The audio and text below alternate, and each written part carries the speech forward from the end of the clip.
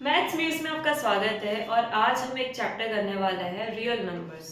मैं ये चैप्टर क्यों करवा रही हूँ? आज 28 फेब को मैं आपको ये चैप्टर इसलिए करवा रही हूँ क्योंकि 10 मार्च को हमारा जो मैथ्स का एग्ज़ाम है उसमें ये चैप्टर 6 मार्क्स कंट्रीब्यूट करता है। Can you imagine losing 6 marks just because of not doing one chapter real numbers. और देखो, अगर आपने पूरे साल भी नहीं पढ़ा है, रियल नंबर्स को सीरियसली नहीं लिया है, तो आज हम जो करने वाले हैं वो 3 पार्ट्स में मैंने डिवाइड किया है। सबसे पहले ये कितने मार्क्स का है? 6 मार्क्स का है। 3 पार्ट्स में क्या डिवाइड किया मैंने? सबसे पहले मैं आपको बेसिक कॉन्सेप्ट समझाऊंगी। बेसिक कॉन्सेप्ट क्या है इस चैप्टर के, क्योंकि इसमें से कॉन्सेप्चुअल क्वेश्चंस बहुत ज्यादा आते हैं। ठीक है, उसके बाद हम करेंगे एनसीईआरटी के केवल 5 क्वेश्चन, सिर्फ 5 क्वेश्चंस करेंगे हम, सिर्फ और सिर्फ 5 क्वेश्चंस करेंगे। कारण क्या है कि नॉर्मली सीबीएसई में इन 5 क्वेश्चंस के तरह के क्वेश्चन ही आते हैं, मतलब आपको इसके बाहर कुछ नहीं मिलेगा। सीबीएसई में नॉर्मली इस तरह के क्वेश्चंस ही आते हैं।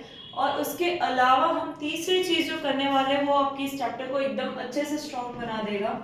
वो है एक्स्ट्रा क्वेश्चंस।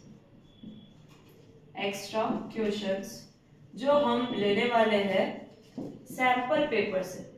तो टोटल 18 ऐसे क्वेश्चन करेंगे। लगभग आधे घंटे की ये वीडियो या आधा घंटा से 35 मिनट की ये वीडियो होने वाली है। और इस दोनों को मतलब 2 पार्ट्स में हम इस चीज को करने वाले हैं। फर्स्ट पार्ट के अंदर, पार्ट फर्स्ट के अंदर हम ये करेंगे दोनों, और पार्ट सेकंड के अंदर हम ये करेंगे सैंपल पेपर के कुछ 18 क्वेश्चन। तो बिना किसी देरी के बेसिक कॉन्सेप्ट स्टार्ट करते हैं। बेसिक कॉन्सेप्ट से पहले आपको एक नंबर लाइन नाम की चीज पता होनी चाहिए कि नंबर लाइन होता क्या है। 0, -1, -2, -3, -4, -5, -6 और ऐसा ये चलता रहता है माइनस इन्फिनाइट तक, मतलब करोड़ों अरबों तक चलता रहता है। 1, 2, 3, 4, 5, 6, 7 और ये इन्फिनाइट तक चलता रहता है। गिनती खत्म नहीं होगी पर ये लाइन चलती रहेगी। हमारे बोर्ड में इतने ही आ सकते हैं, मतलब हमारा जो वाइट बोर्ड है उसमें हम इतनी ही डिजिट्स लिख सकते हैं, इसीलिए इसको माइनस इन्फिनाइट और इन्फिनाइट लिखा जाता है। अब इससे रिलेटेड मैं कुछ टर्म्स बताऊंगी। सबसे पहला टर्म है इंटीजर्स। सबसे पहला टर्म क्या है? इंटीजर्स। इंटीजर्स क्या होता है? इंटीजर्स क्या होता है? इंटीजर्स का मतलब होता है ये जो सारे नंबर है, पर वो पॉइंट में नहीं होने चाहिए, फ्रैक्शन में नहीं होने चाहिए। ये जितने भी नंबर्स हैं उन सबको क्या बोला जाता है? इंटीजर्स बोला जाता है। ये दो तरह के होते हैं, पॉजिटिव इंटीजर जिसको हम z+ भी लिख सकते हैं, और नेगेटिव इंटीजर। ये सारे नंबर्स जो होते हैं वो नेगेटिव होते हैं और ये सारे नंबर जो होते हैं वो पॉजिटिव इंटीजर्स होते हैं। क्लियर है यहाँ तक? अब नेक्स्ट चीज जो है वो है real number. Second, real numbers. Real numbers जो होते हैं उसे आप 2 पार्ट्स में देख सकते हो। एक होता है रेशनल नंबर और एक होता है इररेशनल नंबर। रेशनल नंबर क्या होता है? रेशनल नंबर एक ऐसा नंबर होता है which can be express in the form of p/q, जिसमें q should not be equals to 0। इसको हम क्या बोलते हैं? इसको हम बोलते हैं रेशनल नंबर। ठीक है, रेशनल नंबर को अगर हम डेसिमल्स में ले आए, तो ये दो नेचर शो करता है। पहला नेचर शो करता है टर्मिनेटिंग का। टर्मिनेटिंग मतलब एक टाइम के बाद में वो डिजिट्स खत्म हो जाएगी, जैसे कि 0.125। ठीक है, और एक नेचर शो करते हैं रीअकरिंग। रीअकरिंग मतलब अगर मान लो ये 0.343434 ऐसे से डैश डैश, इस चीज को भी हम क्या बोलते हैं? रेशनल नंबर ही बोलते हैं। इरेशनल नंबर क्या होता है? which cannot be expressed in the form of p/q, cannot be expressed in the form of p/q, उसे हम बोलते हैं इरेशनल नंबर। इसको डेसिमल के अंदर ये कौन सा नेचर शो करता है? Non terminating. नॉन टर्मिनेटिंग मतलब जो कभी खत्म ही नहीं हो रहा है, नॉन रिकरिंग। नॉन रिकरिंग इसको हम बोलते हैं इर्रेशनल नंबर, जैसे कि 3.14256873459। नंबर जरूर रिपीट हो सकता है, पर ये जो सेम टू सेम जो सीरीज चल रही है वो रिपीट नहीं होती, इसे हम बोलते हैं इर्रेशनल नंबर। क्लियर है यहाँ तक? रियल नंबर दो तरह के होते हैं, रेशनल और इर्रेशनल। रेशनल जिसको पी अपॉन क्यू की फॉर्म में ला सकते हैं, इसको पी अपॉन क्यू की फॉर्म में नहीं ला सकते। जैसे एग्जांपल के रूप में √3 पाई, ये इर्रेशनल नंबर होते हैं, ठीक है। पाई तो याद ही कर लो, क्योंकि अगर क्वेश्चन आए डायरेक्टली आप क्या कर सकते हो, उसे इर्रेशनल बोल सकते हो। फिर थर्ड चीज नेचुरल नंबर। नेचुरल नंबर क्या होता है? नेचुरल नंबर होते हैं वो सारे नंबर जो 1 से स्टार्ट होते हैं, 1 2 3 4 5 6 7 8 9 10 11 इनफिनाइट तक जाते हैं, उसे हम क्या बोलते हैं? नेचुरल नंबर्स बोलते हैं। फिर आता है whole number. Whole number, whole number start होता है 0 से, 1 2 3 4 5 6 इनफिनाइट तक जाता है, ठीक है। फिर आता है इवन नंबर। इवन नंबर की अगर डेफिनेशन पूछ रहे हो अगर, तो हम क्या लिख सकते हैं? Any number which can be express in the form of 2n, इसे हम इवन नंबर बोलते हैं, जिसमें n क्या होता है? n होता है नेचुरल नंबर, ठीक है।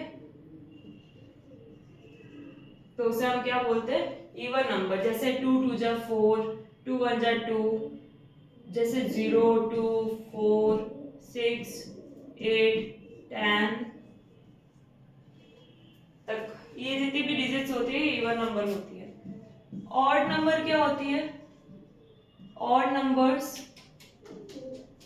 ऑड नंबर्स वो सारे डिजिट जिसे आप 2n - 1 की फॉर्म में लिख सकते हो।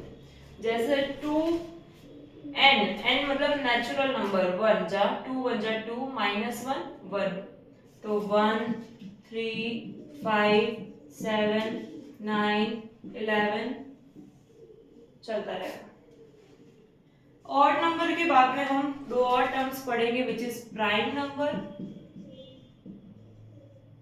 प्राइम नंबर क्या होता है? प्राइम नंबर वो नंबर होते हैं, प्राइम नंबर वो नंबर होते हैं जो खुद की टेबल में आता है और 1 की टेबल में आता है, जो खुद की टेबल में आता है और 1 की टेबल में आता है। प्राइम नंबर वो सारे नंबर होते हैं जो खुद की टेबल में आते हैं या मल्टीपल ऑफ ओन फैक्टर, जिसके फैक्टर्स 1 और वो खुद निकले। डेफिनेशन की जरूरत नहीं है, मैं एग्जांपल दे देती हूँ। जैसे 2 3 5 ये सिर्फ खुद की टेबल में ही आते हैं, मतलब 5 1 जा 5, और एक और किसकी टेबल में आता है? 1 की टेबल में आता है, उसको हम प्राइम नंबर बोलते हैं। जैसे 11, जैसे 13 19 29, ये सारे प्राइम नंबर्स होते हैं।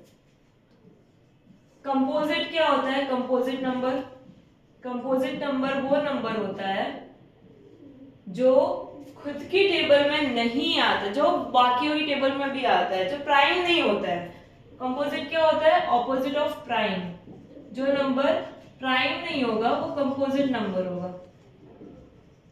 ठीक है। जैसे कि 4, जैसे कि 6, जैसे कि 8, जैसे कि 10 9, ये सारे कंपोजिट नंबर्स हैं, ठीक है। तो ये कुछ बेसिक कॉन्सेप्ट्स थे, बेसिक डेफिनेशंस थी जो हमने छोटी क्लासेस में भी पढ़ी है।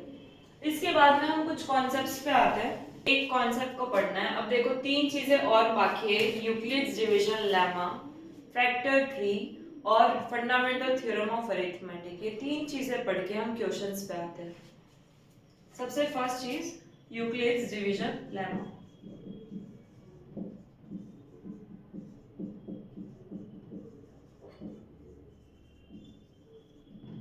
यूक्लिड्स डिवीजन लेमा के अकॉर्डिंग अगर ए और बी दो नंबर है तो उनके बीच में रिलेशन कुछ ऐसा आएगा। ये हमने छोटी क्लासेस में पढ़ा है। ये यूज कहाँ पे आता है? ये यूज होता है किसी भी नंबर के HCF को फाइंड करने के लिए, टू फाइंड HCF। तो अगर आपको कोई एप्लीकेशन पूछ रहा है यूक्लिड्स डिवीजन लेमा की, तो ये क्या एप्लीकेशन है? HCF निकालना। जैसे मैं एग्जांपल देती हूँ, एक क्वेश्चन करके देखते हैं हम यूक्लिड्स डिवीजन लेमा से। हम इसे दो तरीके से करेंगे, ठीक है। क्वेश्चन है 56 एंड 72। इसका HCF निकालना है यूक्लिड्स डिवीजन लेमा की हेल्प से।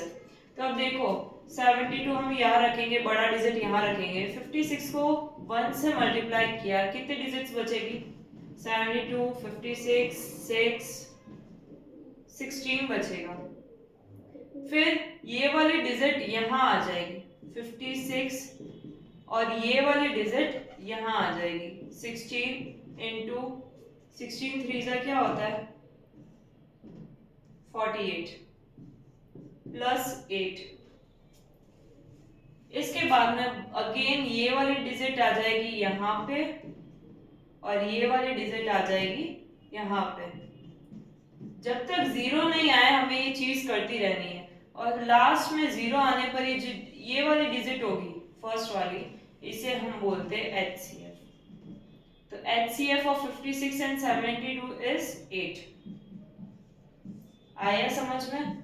आप चाहो तो इसे ऐसे भी कर सकते हो, और आप चाहो तो इसे ऐसे भी कर सकते हो। 72 अंदर रखा, 56 बाहर रखा। 56 की टेबल में 1 टाइम्स, वापस से माइनस करेंगे, माइनस करने पर आएगा यहाँ पे 16। अब यहाँ पे वापस डिवाइड बनाना है। इस बार 56 अंदर आएगा, 56 की टेबल में 3 टाइम्स आता है 48। कितना बचेगा? 8 बचेगा। वापस से हम क्या करेंगे? ये बनाएंगे, और इस बार अंदर आएगा ये 16 की टेबल में 2 टाइम्स, और रिमाइंडर 0। तो लास्ट में जो ये साइड में बचता है उसे हम बोलते हैं HCF। तो आप यूक्लिड्स डिवीजन लेमा को दो तरीके से यूज कर सकते हो HCF निकालने के लिए, ठीक है। आपको जो भी इजी लगता है आप उसे यूज कर सकते हो। यूक्लिड्स डिवीजन लेमा हमने पढ़ लिया। अभी Euclid's division lemma normally positive numbers के लिए होता है, पर बहुत बार हम इसे नेगेटिव नंबर्स के लिए भी यूज कर सकते हैं। बट कभी भी b should not be equals to 0, ये ध्यान रखना। b 0 नहीं होना चाहिए यहाँ पर। यूक्लिड्स डिवीजन लेमा में b should not be equals to 0। अब आते हैं नेक्स्ट टॉपिक पे, जिसे हम फैक्टर ट्री बोलते हैं। अब फैक्टर ट्री से हम क्या करेंगे? हम समझेंगे फैक्टर ट्री एक्चुअल में होता क्या है, उसके 3 रूल्स पढ़ेंगे। पहला रूल कि हमेशा क्या करो? स्मॉलेस्ट प्राइम नंबर से स्टार्ट करो। Begin with smallest prime number. क्या मतलब है इस चीज का? इस चीज का मतलब तो हम एग्जाम्पल करेंगे तभी समझ में आएगा। तो चलो स्टार्ट करते एग्जाम्पल करना। जैसे कि 56 का हम फैक्टर ट्री बनाना चाहते हैं, तो हमेशा सबसे छोटा प्राइम नंबर जिसे 2 बोला जाता है, उससे 56 को डिवाइड करो। कितनी बार जाएगा ये? 28 टाइम्स, ठीक है। ये पहला रूल है। दूसरा रूल कि prime number should be on left side,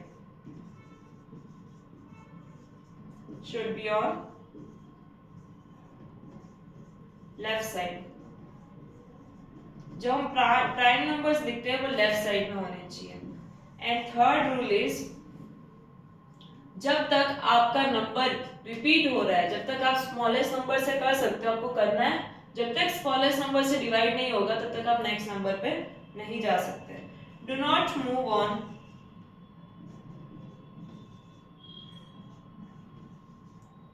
do not move on next prime number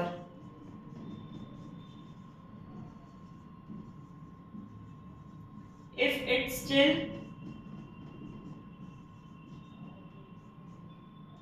divides by same number। क्या बोलना चाह रहा है ये बोलना चाह रहा है कि अब अगर आपने 2 यूज कर लिया है तो ऐसा नहीं है कि 3 पे चलना है। अगर आपका फिर से 2 यूज होता है तो 2 को यूज करना है। जब तक 2 यूज हो रहा है आप दूसरे पे नहीं जा सकते हो। वापस से 2 यूज हुआ 7 टाइम्स। अब 3 पे जा सकते हो पर 3 से डिवाइड नहीं होता, 5 से नहीं होता। हमें प्राइम नंबर ही चाहिए ना, 5 से नहीं होता। ये डायरेक्ट किससे होगा? 7 से होगा। कितनी बार होगा ये 7 से? 1 टाइम्स होगा। समझ में आया? ये सारे प्राइम नंबर्स है। इस चीज को बोलते हैं फैक्टर ट्री। ये सारे क्या है? प्राइम नंबर है। इसके बाद में एक लास्ट टॉपिक है हमारा जिसे बोलते हैं फंडामेंटल थ्योरम ऑफ अरिथमेटिक। बहुत सिंपल सी चीज है पर बहुत ज्यादा यूज होती है। Fundamental theorem of arithmetic.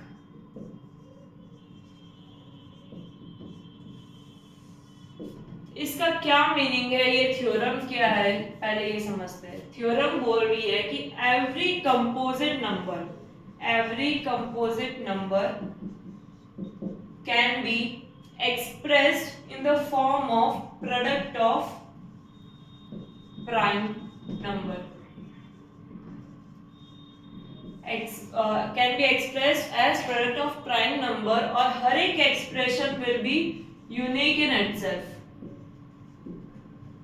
मुझे खुद समझने सुनो, नहीं समझ में आया तो एक एग्जांपल देती हूँ। कंपोजिट नंबर 36 एक कंपोजिट नंबर है। हाँ है 36 एक कंपोजिट नंबर। जब आप इसका प्राइम फैक्टराइजेशन करते हो तो क्या आता है? 36 is equal to 2 into 2 into 3 into 3 आता है। क्या ये नंबर्स प्राइम नंबर्स है? हाँ है। क्या हमने इनका प्रोडक्ट करा है? मल्टीप्लाई का साइन लगाया है बीच में तो उसे प्रोडक्ट बोलते हैं। तो हाँ हमने करा है। क्या इनको मल्टीप्लाई करके कोई दूसरी डिजिट बन सकती है या कोई दूसरी डिजिट को हम इस नंबर से एक्सप्रेस कर सकते हैं? नहीं कर सकते। तो इसका मतलब क्या है? ये एक यूनिक नंबर है, ये एक यूनिक एक्सप्रेशन है। जैसे मान लो अगर मैंने 18 का करा होता तो इसका एक्सप्रेशन 2 इंटू 3 इंटू 3 होता। ये भी क्या है? यूनिक है। यूनिक है मतलब इसके जैसा कुछ नहीं है, इसके जैसा एज इट इज कोई नंबर डिवाइड नहीं कर पाएगा अपने आप को। ठीक है, तो यही है फंडामेंटल थ्योरम ऑफ अरिथमेटिक। कहाँ यूज आती है वो देखते हैं। इसकी एप्लीकेशन क्या है? इसकी एप्लीकेशन कहाँ है, कहाँ पे यूज आता है, ये चीज हम एक बार देखते हैं। सबसे फर्स्ट एप्लीकेशन है to find HCF and LCM of numbers. ठीक है, HCF LCM हम इस तरीके से निकाल सकते हैं, निकालेंगे अभी क्वेश्चंस के अंदर। सेकेंड चीज है, सेकेंड है टू प्रूव इररेशनलिटी। अगर हमें इररेशनल प्रूव करना है तो ये हमारी बहुत हेल्प कर सकता है। To prove इररेशनलिटी।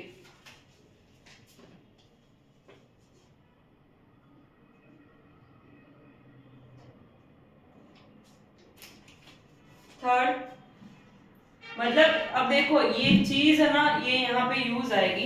इररेशनलिटी कैसे प्रूव करी जाती है? अगर सम डिफरेंस मतलब माइनस कर दे हम, अगर हम नंबर को मल्टीप्लाई कर ले मतलब प्रोडक्ट कर ले, जैसे कि 3 इंटू √7, जैसे डिफरेंस में मतलब √3 माइनस 4 ले लो या 2 ले लो या जो भी ले लो। सम मतलब √3 प्लस 4 ले लिया। ये एक इरेशनल है, रेशनल है, इरेशनल है, रेशनल है, रेशनल है, इरेशनल है। तो इसका मतलब क्या है कि जब भी हम ये सब चीजें कर रहे हैं of rational number and irrational number is always irrational number। तो कभी भी अगर आपको बोल दिया जाए कि इसको प्रूव करो तो थ्योरम के अकॉर्डिंग ये चीज ऑलरेडी इरेशनल मानी जाएगी, क्योंकि थ्योरम बोलती है जब भी आप ऐड करते हो, सब्ट्रैक्ट करते हो रेशनल नंबर और इरेशनल को, तो वो बाद में जाके इरेशनल हो जाता है। हमने छोटी क्लासेस में पढ़ा नहीं था माइनस प्लस माइनस होता है, माइनस मतलब इरेशनल नंबर, प्लस मतलब रेशनल नंबर, और आता क्या है इरेशनल नंबर। बस बात यही मतलब सोच के करो इस चीज को, ठीक है। और तीसरी चीज, to find nature of decimal. Nature का मतलब कि वो टर्मिनेटिंग है, नॉन टर्मिनेटिंग है, या रीअकरिंग है, नॉन रिकरिंग है, वो इससे पता चलता है, ठीक है। कैसे पता चलेगा? जैसे एग्जांपल के रूप में 1/8, 1 2 इंटू 2 इंटू 2। अगर नीचे की तरफ 2 या 5 की फॉर्म में नंबर्स है तो उसे हम बोलते हैं रेशनल नंबर। जब भी 2 या 5 की फॉर्म में एक्सप्रेस कर सकते हैं डिनोमिनेटर को, तो उसे क्या बोला जाता है? रेशनल नंबर बोला जाता है। जिसे 0.125 लिखते हैं, और 125 क्या है? 125 टर्मिनेट भी हो रहा है, और टर्मिनेट हो रहा है तो उसे हम क्या बोलेंगे? रेशनल नंबर बोलेंगे। चीज समझ में आई है? जब भी आप इस चीज को नेचर ऑफ डेसिमल कैसे फाइंड करोगे? 2 या 5 डिनोमिनेटर में है फैक्टर्स निकालने पर, तो वो रेशनल नंबर माना जाता है, ठीक है। ये हमारे कॉन्सेप्ट्स क्लियर हो गए। कुछ 5 क्वेश्चंस मैं करवाऊंगी जिससे ये कॉन्सेप्ट्स और भी ज्यादा अच्छे से समझ में आएंगे और हम एक्चुअल में एग्जाम में क्वेश्चन अटेंड कर पाएंगे। अब हम आते हैं एनसीईआरटी के क्वेश्चंस पर। एनसीईआरटी के क्वेश्चंस पर सबसे फर्स्ट क्वेश्चन है, बहुत इजी सा क्वेश्चन है। Find HCF and LCM. आपको क्या करना है? एचसीएफ और एलसीएम निकालना है बाय प्राइम फैक्टराइजेशन। चलो फर्स्ट स्टार्ट करते हैं। 17, 23 एंड 29। हम 3 क्वेश्चंस करेंगे इसके, जिसमें से सेकंड आपको करना है। 8, 9, 25, 6, 72, 120। सेकेंड ये आप करोगे अपने आप से, मैं फर्स्ट और थर्ड करके बताती हूँ। 17 को जब हम प्राइम फैक्टराइजेशन करते हैं, मतलब 17 की टेबल में 1 टाइम्स, 23 का प्राइम फैक्टराइजेशन 23 की टेबल में 1 टाइम्स, 29 की टेबल में, ये तीनों प्राइम नंबर है तो हम इसे एक्सप्रेस कैसे करेंगे? 17, 23 और 29, यही इसके फैक्टर्स निकल रहे हैं। और अगर यही फैक्टर्स निकल रहे तो HCF क्या हो जाएगा? HCF क्या हो जाएगा? 1 हो जाएगा, हाईएस्ट कॉमन फैक्टर 1 हो जाएगा। LCM निकालने के लिए 1 के साथ में जो बची कुछ चीजें हैं उसे हमें मल्टीप्लाई करना पड़ेगा, मतलब 17 इंटू 23 इंटू 29। ये मल्टीप्लाई करने पर जो भी आंसर आता है वो आपका फाइनल आंसर है। आप खुद से करके देख लो, मल्टीप्लाई करो नॉर्मल। मैं थोड़ा सा अच्छा क्वेश्चन लेती हूँ, ये तो इसमें प्राइम नंबर से दे रखे थे तो हमें प्राइम फैक्टराइजेशन करने का मौका ही नहीं मिला। अब इसको हम करते हैं। 6 का प्राइम फैक्टराइजेशन करेंगे, 72 का प्राइम फैक्टराइजेशन करेंगे, 120 का प्राइम फैक्टराइजेशन करेंगे। 6 सबसे छोटा प्राइम नंबर जिसे 6 डिवाइड होता है 2, कितनी बार? 3 बार। सबसे छोटा नंबर जिसे 72 डिवाइड होता है 2, कितनी बार? 36। 36 किससे डिवाइड होता है? 2, 18 बार। 18 किससे डिवाइड होता है? 2, कितनी बार? 9, 9, 3, 3, 1। ये चीज समझ में आई प्राइम फैक्टराइजेशन।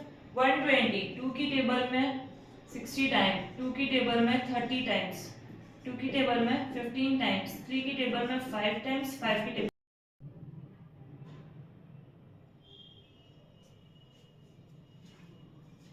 5 की टेबल में 1 टाइम्स।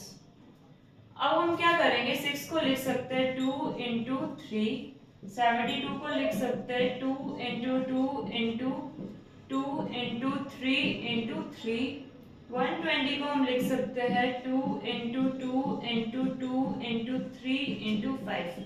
ये क्या है, हमने fundamental theorem of arithmetic use करी है, ठीक है। कॉमन क्या आ रहा है, ये कॉमन आ रहा है, ठीक है।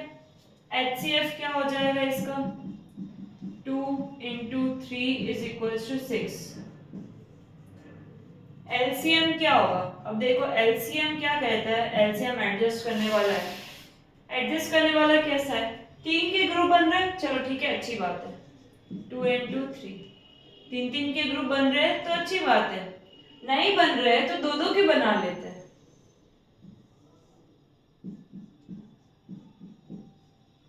वो भी नहीं बन रहे तो 1 भी चलेगा। LCM बहुत एडजस्ट करता है, HCF एकदम स्ट्रिक्ट रहता है, मुझे 3 के ग्रुप ही चाहिए। LCM बोलता है चलो नहीं कोई बात नहीं, 3 के बन रहे तो भी ठीक है, 2 के बन रहे तो भी ठीक है, नहीं तो बन तो है ही है। 3 2 जा 6, 2 जा 12, 2 जा 24, 24। चलो और किसी तरीके से करते हैं, 5 2 जा 10, 10, 3 3 जा 9, 2 जा 18, 2 जा 36, 360 इसका LCM होना चाहिए।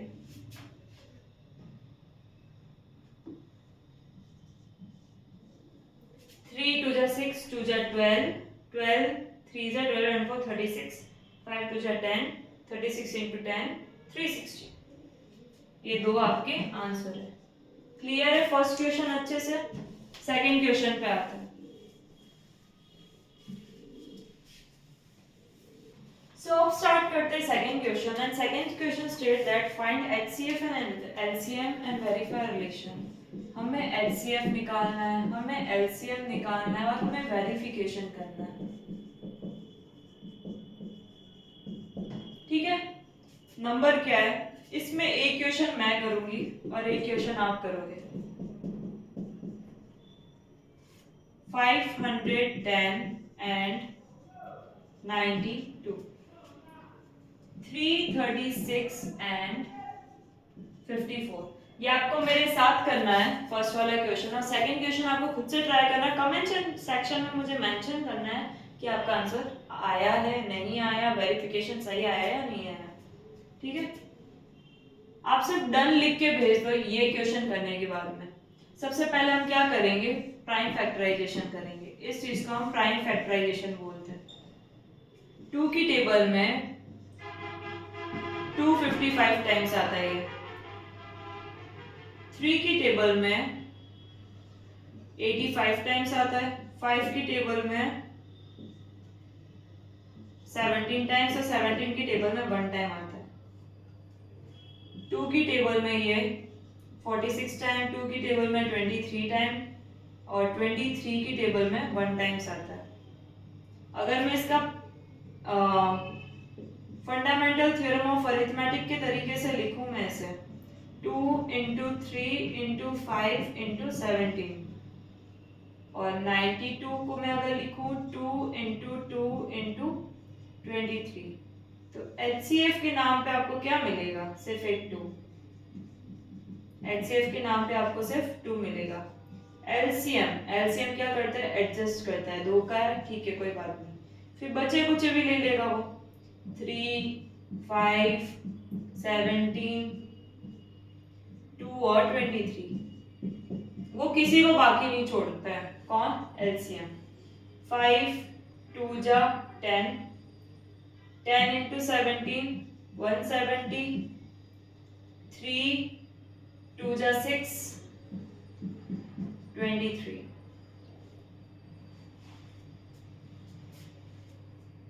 1 1 7 को 6 7 6 जा 42, 6 1 6 7 8 9 10, 1020 आएगा इसका, और इसे हम अगर 23 से मल्टीप्लाई करें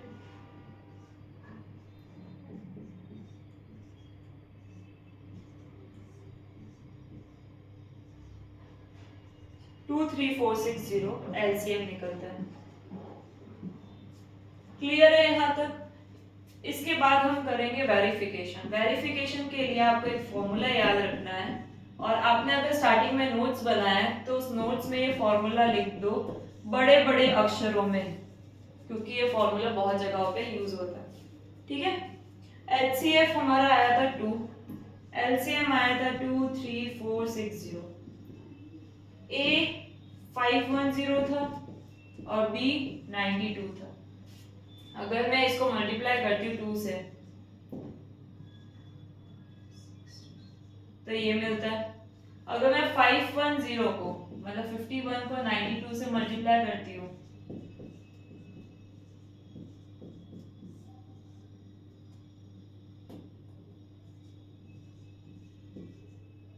फोर 6 9 2 और ये 0 का 0, वेरिफिकेशन हो गया। मतलब हमारा एचसीएफ एलसीएम एकदम परफेक्ट था, इसलिए वेरिफिकेशन भी एकदम सही आया है। ठीक है, सेकंड क्वेश्चन मुझे करके फटाफट से कमेंट सेक्शन में आंसर लिख के बताओ आपका एचसीएफ क्या आया और एलसीएम क्या आया, और वेरिफिकेशन सही से हुआ या नहीं हुआ। Now question number third. Question number third states that given HCF 9 of 306, HCF given है 9, दो नंबर है 306 और 657। आपको बोल रहा है एलसीएम निकाल के बता दो फटाफट से। हम वापस से बड़े बड़े अक्षरों से जो ये फॉर्मूला है वो लिखेंगे। एचसीएफ की जगह क्या लिखेंगे 9, एलसीएम की जगह क्या लिखेंगे पता ही नहीं है तो क्या लिखना, छोड़ दो। ए की जगह 306 और बी की जगह 657। एलसीएम के अलावा बाकी जो भी डिजिट्स है उसे हम उस तरफ भेजेंगे, बाकी सिर्फ एक ही डिजिट है। बताओ फटाफट से कौन से डिजिट है वो, 9। 3 की टेबल में 3 टाइम, 3 की टेबल में 102 टाइम, 3 की टेबल में 1 टाइम, 3 की टेबल में 3 4 टाइम्स। 34 इंटू 657 मल्टीप्लाई करेंगे हम 657 को 34 से।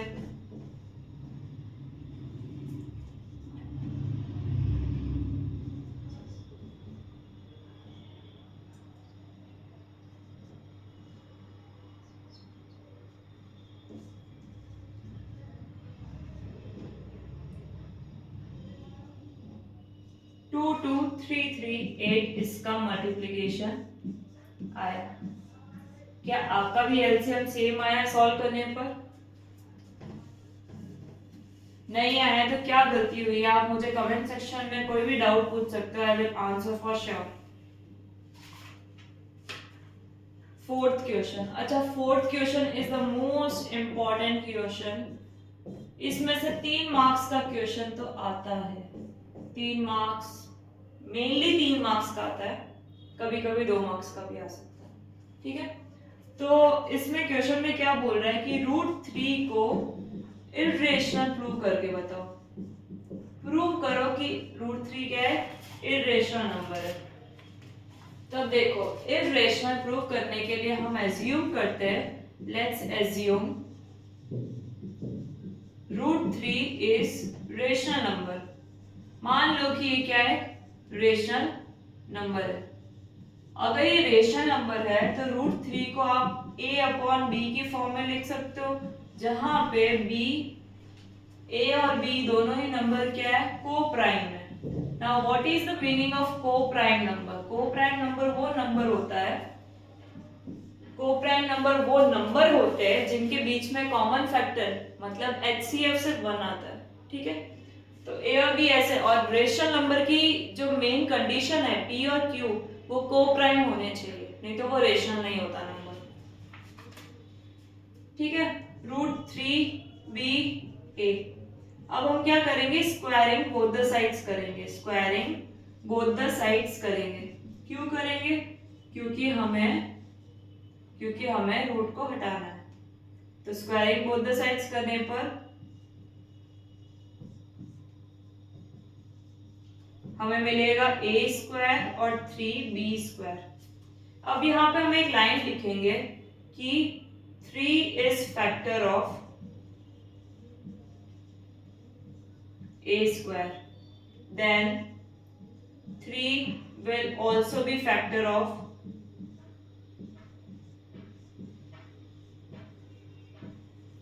a.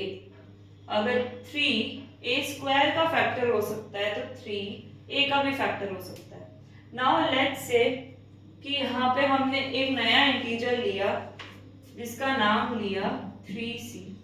अब देखो ये क्यों लिखा है, क्योंकि a के अगर हम टुकड़े करते हैं, a के हम फैक्टर्स निकालते हैं तो 3 तो है ही है, 3 के अलावा कुछ डिजिट और होगी जिसे हमने c मान लिया. ठीक है, अब इसको भी हम क्या लिखेंगे, a is equal to 3c. अगर हम स्क्वायरिंग बोथ द साइड्स करते हैं इसका अगर हम स्क्वायरिंग बोथ द साइड्स करते हैं, और क्यों कर रहे हैं हम स्क्वायरिंग बोथ द साइड्स, इसलिए कर रहे हैं ताकि हम a स्क्वायर की जगह ये लगा सके. तो a square is equal to 3 3 जा 9 c स्क्वायर. a स्क्वायर की जगह हम 3b स्क्वायर लगाएंगे, 9 c स्क्वायर. 3 की टेबल में 3 टाइम जाता है तो b square is equal to 3c square. यहाँ पे हम एक लाइन फिर से लिख सकते हैं कि 3 इज फैक्टर ऑफ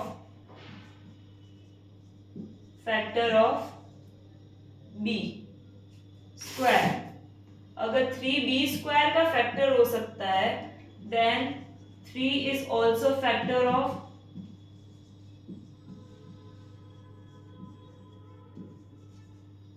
b. ठीक है, अब देखो यहां पे हमने बोला था कि 3a का फैक्टर है, यहां पे हमने बोला नहीं 3b का फैक्टर है, पर कोप्राइम की कंडीशन है उसमें एक के अलावा कोई फैक्टर होना ही नहीं चाहिए. अगर 3 दोनों के फैक्टर में आ रहा है, अगर 3a का भी फैक्टर है 3b का भी फैक्टर है, मतलब a और b तो कोप्राइम हुए ही नहीं. इसका मतलब क्या है, यहाँ पे मैं कहाँ पे लिखूं आगे,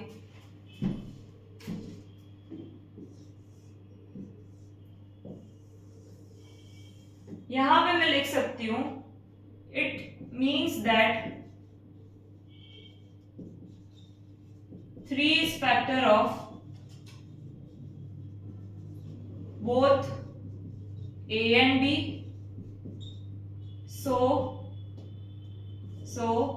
a and b are not co-prime. अगर co-prime नहीं है then